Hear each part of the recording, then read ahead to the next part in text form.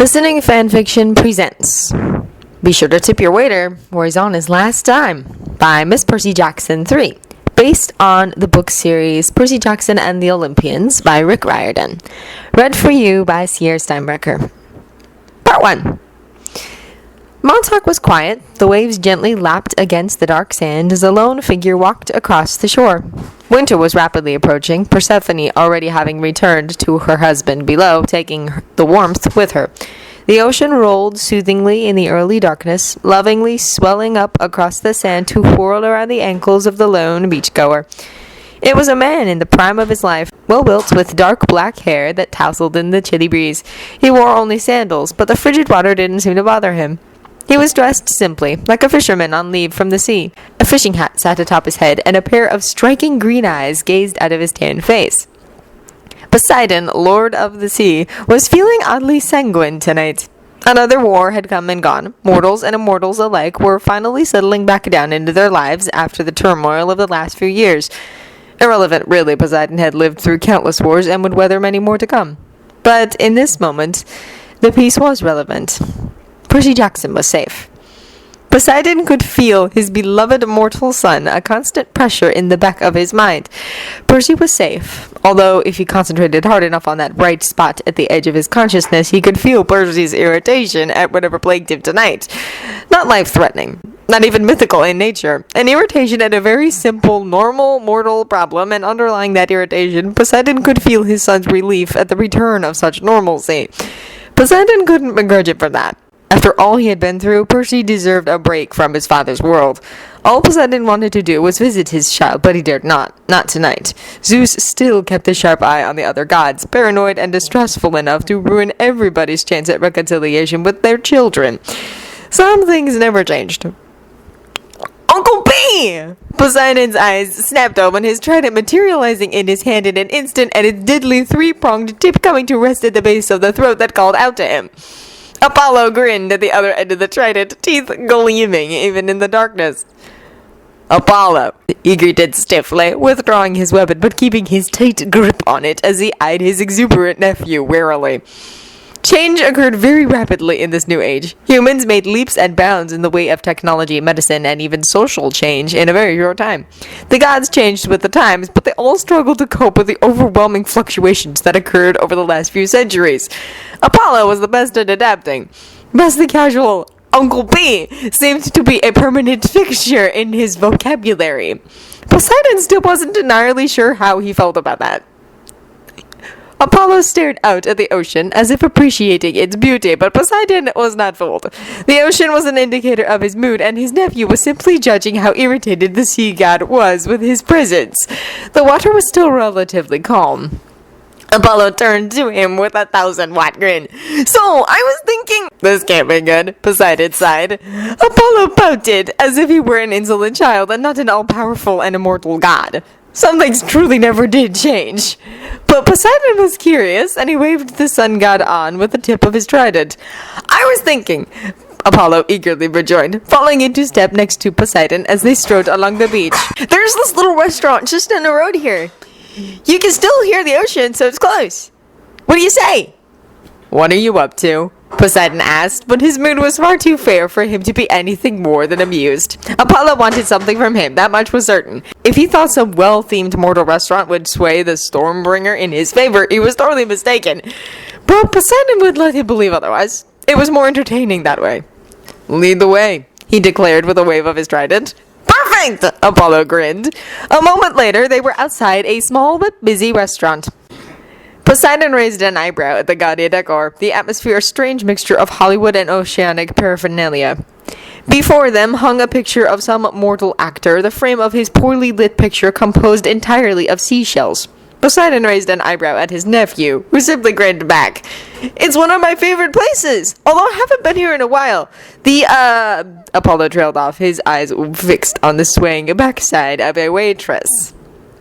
The food is to your liking? Poseidon asked, chuckling as Apollo snapped his completely unrepentant gaze back to him. Something like that, Apollo winked. A pretty dark-haired waitress, much too young for Poseidon's taste, but Apollo's eyes lit up, suited them. What can I get you guys to start with? The waitress asked, her smile half-hearted and forced. How about a name, sweetheart? Apollo asked, flashing the girl a near blinding smile. Poseidon saw the girl stiffen as he flicked through the stained menu before him. Well, this should be entertaining at least. Natasha, the girl replied coolly, tapping a finger against her name tag. Now, what can I get you to drink? Is there anything as sweet as you? Apollo flirting, leaning forward. Just water, Poseidon said, taking pity on the poor girl. She stood stiffly, eyeing Apollo distastefully.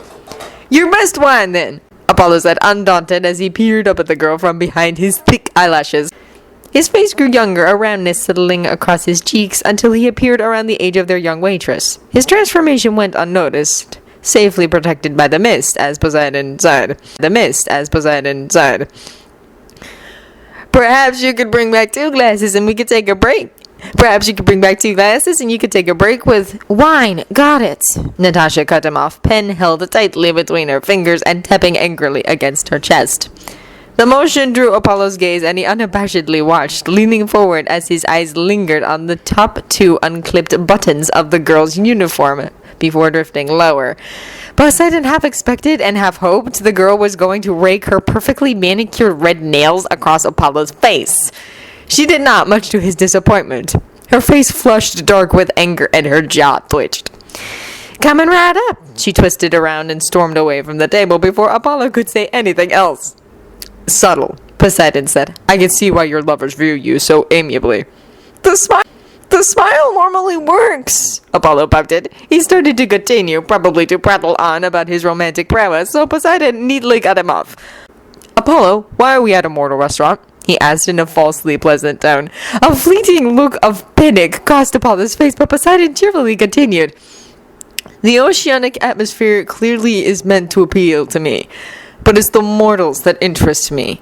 Did you bring me here as insurance in case I lost my temper? Apollo licked his lips, but grinned, a shrewd and calculated thing. Zeus will go ballistic if you cause an earthquake in Manhattan. Indeed, Poseidon agreed amiably.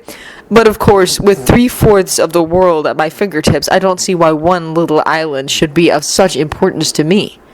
Then, casually, turning a page in his menu, he asked, Tell me, nephew, how well does your oracle swim? The mirth vanished from Apollo's face and a cold mask took its place.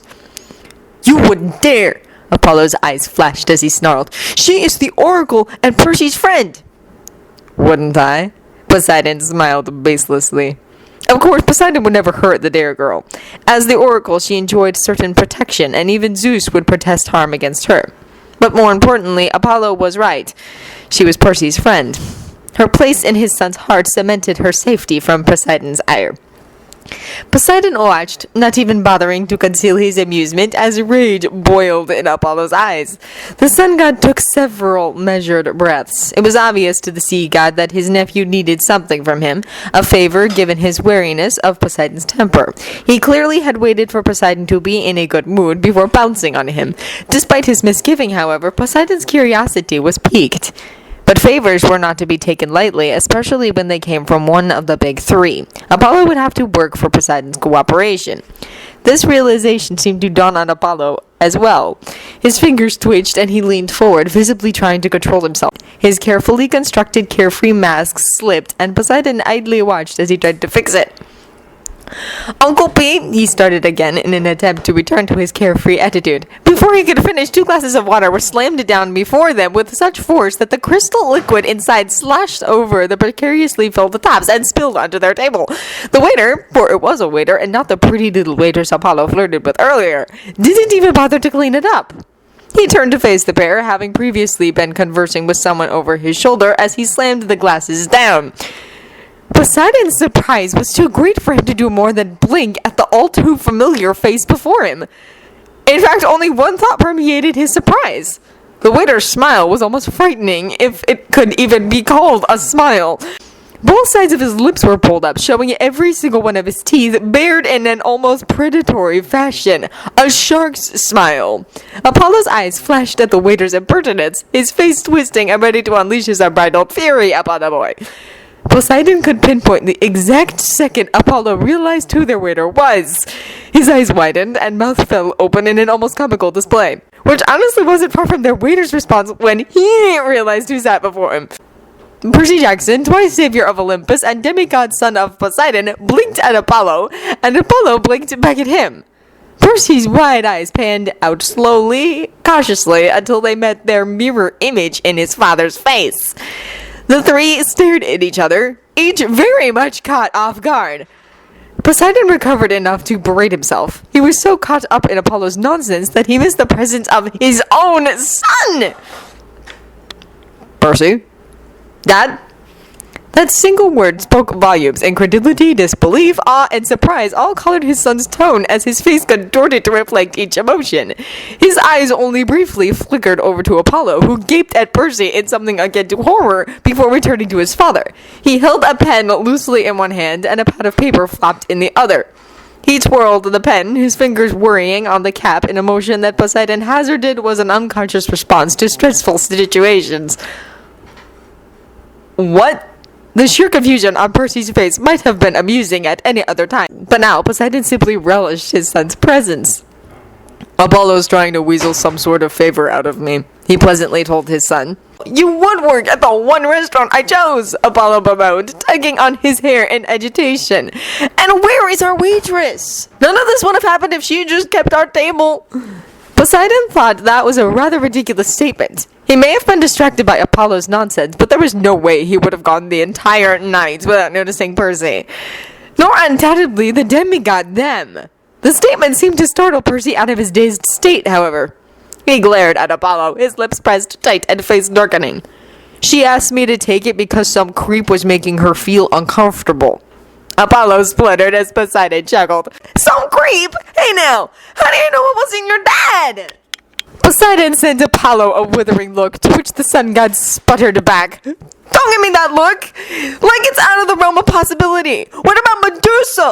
Or Cineas? Or... You look well, son, Poseidon said, sharply cutting Apollo off as Percy's brow furrowed. He didn't want Percy to dwell on the sun god's words. His words were not untrue, however. Poseidon's, not Apollo's. Although the latter's weren't under either. Percy did look better. He was still too thin, his cheeks hollow but no longer gaunt. His eyes didn't shine as brightly as they had before Tartarus, and dark circles still surrounded them. But when he first arrived at their table, outraged on behalf of his friend, fire burned fiercely in them. Even now they held some of that flame. Poseidon only hoped time would restore his precious child to his previous health and spirits, a hope spurred on by Percy's appearance today. He didn't look well. Not by a long shot, but he looked better. A ghost of a smile tilted on Percy's lips. Thanks, Dad. I ordered wine, Apollo complained, ruining the moment as he reached out to shake the glass of water Percy forcibly slammed down earlier. Poseidon glowered over at him, but the sun god was too busy pouting to notice. Yeah, but you were being a jerk to Nat, so I was going to make you ask again, Percy said with a shrug of his shoulders. Poseidon chuckled at his honesty as Apollo drew himself up, offended. Jackson! Quick, gossiping and get back to work, you have other tables! Percy waved his notepad over his shoulder, not even turning around to address the angry stout man that reprimanded him from across the room. The man bristled, pulling himself up to his rather unimpressive height, and started to storm over to their table, but was intercepted by a waitress who stole his attention. Well, we don't want to get you fired, Apollo said, looking delighted at the interruption. I get fired at least once a week. Percy was unconcerned. They always rehire me. Not that I'm not glad to see you, but, are you even allowed to be here?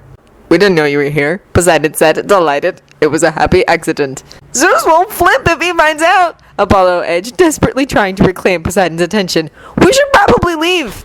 I haven't ordered yet, Poseidon objected mildly. The surrealism of the situation was not lost on him. For Percy, if the way he was fighting back a grin was any indicator, gods didn't exactly go out to eat or spend much time in the mortal's domain, Apollo's little adventures and flirtatious escapades being the special cases. Zeus undoubtedly would throw a tantrum if he found out, but the grin that finally found its way onto Percy's face was worth it. Besides, Poseidon could always blame it on Apollo. All right, Apollo groaned. Slumping low in his seat, he darkly asked, So, what do you recommend then, Percy? Percy blinked.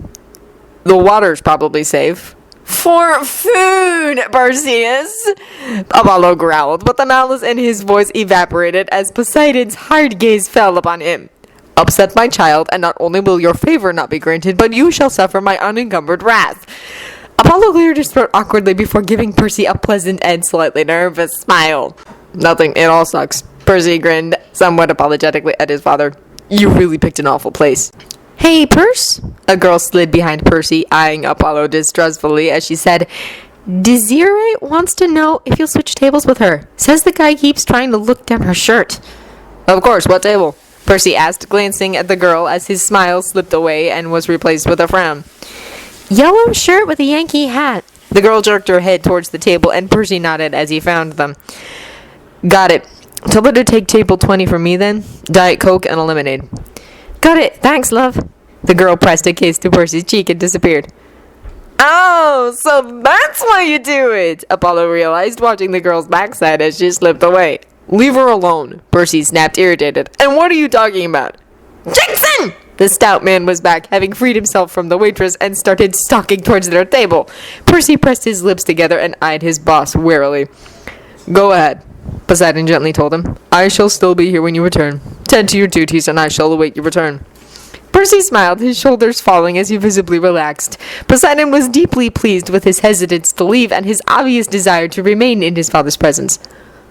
I'll be back, he promised. I shall wait, Poseidon assured him once more. He watched as Percy left, turning to attend to the table with the man in the yellow shirt and Yankee hat, giving his boss a wide, not-so-innocent smile as he brushed past the man. No, seriously, Poseidon, Zeus will not like this. Apollo leaned forward to gravely meet his uncle's eyes as soon as Percy was out of earshot. Such a shame you brought me here, isn't it? Poseidon asked mildly. Apollo's face paled and his fingers trembled with rage. Relax, Poseidon instructed. Zeus need not know. Here, how about this? If you allow me this short, precious time with my son, I will grant your favor. Apollo's eyebrows skyrocketed. Just like that? Just like that. You don't even want to know what it is? I am only mildly concerned. You don't often come to me, and it is sure to anger Zeus, so yes. Apollo leaned against his chair, relief spreading over his face. Bless that boy, I love him. I take back the bodily harm I wished upon him. What? Outside the window beside them, the ocean crashed violently against the shore. Not like grievous bodily harm, just like a sprained ankle or a minor concussion. Just to know so I could finish our conversation. I would never want to hurt your boy. I love that kid. I would let him take my son Cheerio for a joyride. I'm going to shut up now. That would be wise, Poseidon agreed, watching his nephew through narrowed eyes. If anything befalls my son, Apollo, I would never! Rest assured, I'll make Zeus's wrath look like Elysium. Apollo leaned back in his chair, sulking. Poseidon flicked through his menu, satisfied. He listened carefully for the sound of Percy's voice, catching the low tenor of his son from across the room, and contented himself listening to his steady hum. Hi, I ordered a beer. What's this? Did you? My bad. Percy's unconcerned voice brought a smile to his father's face. Can I see some ID? ID! Identification. Should be a little plastic card with a little grainy picture of your face on it. Usually kept in a wallet or a purse or whatever. I don't judge. You know what, kid? I've had enough of... No beer then. Got it. Can I take your order or are you still looking? Now wait just a minute, you little... You need another minute. Got it. I'll be back later. Poseidon chuckled, and across from him he could see Apollo fighting a smile as well.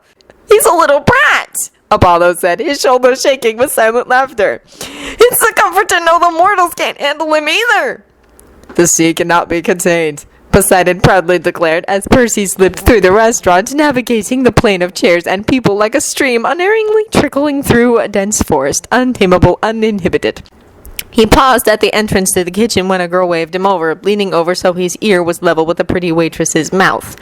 The girl smiled, her hand resting on his hip in a display of affection that, even to the god's eyes, was oddly platonic and friendly in nature. Percy nodded, and this girl, too, pressed a kiss to his son's cheek before he vanished into the kitchen. I don't understand, Apollo said, his brow furrowed as he took a sip of his water. He made a face as if he forgot Percy gave them water instead of wine. The girls love him. He could safely mess around and flirt with any of them, and they would gladly let him. The daughter of Athena wouldn't even know. Yet he doesn't. I mean, what's he get out of it? He sure isn't getting any tips. Poseidon watched as waiters and waitresses bustled in and out of the kitchen, catching sight of their first waitress, who looked all too happy to wait on a group of women giggling in the corner. He took a sip of water, contemplating. It is not in his nature, Poseidon finally rumbled. He is not like us. He's better. He loves and cares deeply, with the simplicity of a child, yet the fierceness and heart of a true hero. Poseidon took another sip of water. Besides, he wouldn't notice if any of them flirted with him anyway. Brow furrowed as he took a sip of his water. He made a face as if he forgot Percy gave them water instead of wine. The girls love him! Thank that, Isis! Apollo's eyes lit up as he reached for the glass. I mean, don't go thanking anybody yet. It's basically red water. Apollo made a face as he took a sip. Percy gave an apologetic shrug. A shout drew his attention, and his eyes flickered over to the corner where the guy in the yellow shirt and Yankees hat was angrily complaining to the pained-looking manager. The manager glared at Percy, who promptly turned his attention unrepentantly back to his father. I hate to break it to you, kid, but I don't think you'll be getting a tip from him. Apollo clicked his tongue as he took another sip of his nut wine. Percy shrugged, looking resigned. I never do. He glanced at the menu before his father curiously. Do you guys actually eat mortal food? Not if I can help it, Apollo admitted. But sometimes it's unavoidable. Like when I was doing this girl once. She was really into... We prefer not to. It just doesn't taste as good, Poseidon said, raising his voice ever so slightly to be heard over the sun god, handing his menu to Percy. Except for the work of a few exemplary mortal chefs. Just bring out whatever you think best. It's for appearances more than anything. Because apparently we're staying, Apollo muttered before he handed Percy his menu, looking resigned. Just choose something with an inoffensive smell, please. I don't know why you mortals must create such pungent-smelling dishes. Percy let Apollo ramble, smiling faintly as he took the menus. And for Dionysus' sake, bring me something else. Apollo pushed his wineglass forward. Preferably with real alcohol. I'll try, Percy said indulgently. Percy, Poseidon started, commanding his son's complete attention. Percy paused, his head tilted curiously. Percy was paler than Poseidon would have liked, and he had to clench his hands into fists to resist the urge to reach out and lay a hand on his son's shoulder. I would ask you join us, he told Percy, steadily holding the demigod's gaze. I would, gladly, but it would not be wise. He could go into the reasons why it wouldn't be wise, that Zeus would be furious enough to learn that Poseidon and Percy were in the same place as each other, that he did not leave when he first noticed his son's presence, that he lingered and engaged. The words wouldn't come, however, but instead left him staring regretfully at his child who had sacrificed so much, who deserved so much more than he received. Percy nodded, that faint smile still in place on his face. He didn't look upset. I know, he said simply, then nonsensically, thank you. Excuse us, sirs, the stout manager interrupted, taking Percy by the arm. I need to borrow him for a moment. Your food should be out shortly. They want something inoffensive. Do we even have a dish like that? Percy asked loudly as the manager ushered him away. The water, probably. A passing waitress smirked, and the two of them shared a laugh as the manager bristled, grumbling as he pulled Percy inside the kitchen. You realize you're just getting us into deeper trouble, Apollo pointed out. Only if Zeus notices, Poseidon calmly replied. Now, tell me about this favor I owe. Percy brought their food shortly thereafter, shrugging when they asked what his manager wanted. Threatened to fire me again, Percy said, unconcerned. The food was offensive, but it wasn't like they were actually eating it. It steadily disappeared throughout the night. Percy didn't ask and they didn't explain, as he kept checking in on their table. It wasn't much in the term of quality time. Poseidon only stole a couple minutes of his son's time here and there, but it was more than he ever had before. He would take it. Poseidon, Apollo warned as the night grew deeper and the restaurant quieter. We should leave. Probably, Poseidon agreed, watching his son clear off a table, almost dropping a plate and crouching low to catch it. You managed to steal several hours, Apollo said, his voice as low as the dim lights that swung above their heads. It is more than most of us get. I know. Saying goodbye will only make it harder to leave, Apollo warned, standing up. The youth faded from his vintage as he stood, his features sharpening until he appeared the same as when he walked up to Poseidon on the beach. It always does, Poseidon agreed softly. Across the room, Percy's head turned, as if catching his father's words. When Percy returned to the table a few minutes later, it was empty. He squashed the part of him that was disappointed, knowing that it wasn't fair to be angry or upset as he sighed and collected the empty dishes. As he picked up the last plate, he gaped at the table in surprise. Laying neatly under his father's plate, 3 crisp bills waited, the number along their green edges in the triple digits, Benjamin Franklin winking up at him. Next to the mortal money, 3 gleaming drachmas waited. But when disbelieving fingers reached out, they didn't go to the mortal dollars or the golden coins, but rather folded around the third currency that sat beside them. Percy picked up the worn sand dollar, turning it gently over in his hand as a smile found its way onto his face. "Thanks, Dad," he whispered into the night, slipping the sand dollar into his pocket for safekeeping as he collected the rest of the money. Then, as an afterthought, while he returned the dishes to the kitchen, he added, "And thanks to you too, Apollo."